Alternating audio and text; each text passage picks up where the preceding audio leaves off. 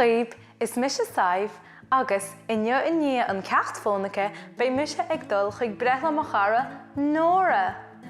Bei Nóra ní mbliana d'aois inne agus rinne me cácatí, bhfuil se banana cuine a chorah, choramid le chéile iad. 1, 2, 3, 4, 5, 6, 7, 8, 9. Tá me súil go mór leis an gcóisir. Tí a chuid tam, céir atá tú ag léamh? An é sin leabhar faoin bhuma bheis mu ag fólam inne.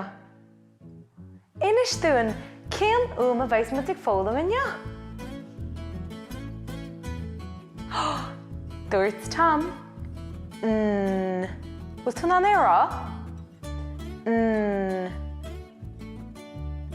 Iontach, is féidirling a chluistal ag tús gach ceannas na rudaí seo. Deir muid le chéile iad. Náire. Náire. Mas tú cén fá go bhfuil náire ar a duine seo? Nónín. Nónín.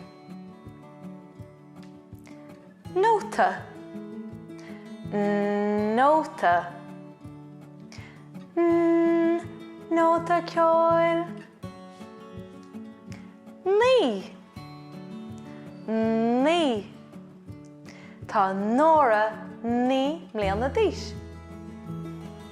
Nollaig. Nollaig. Sprálam sa nollaig. Nathair. Nathair. Ní haithní an nathair lomsa. Seo é an litir N, agus deir an litir N, agus tá muide chun éiscríomh le chéile, le de bhéir I dosach.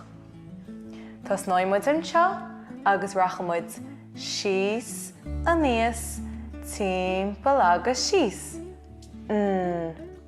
Arís le de bhéir san air, tás náimid an seo, agus rachamid síos, aníos, timpeall agus síos.